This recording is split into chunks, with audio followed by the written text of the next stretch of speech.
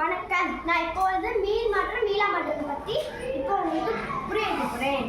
மீள் மாற்றம் மீளா மாற்றம்னா இது பால் இருக்கு, இங்கே தயிர் இருக்கு. இந்த தயிரை எடுத்து பாலில் கொஞ்சம் காண ஊற்றிட்டோம்னா இது ஃபுல்லாக தயிராக மாறிடும். இப்போ இங்கே கொஞ்சம் அரிசி இருக்கு, இதை சமைச்சிட்டோம்னா திரும்ப அரிசி கிடைக்காது.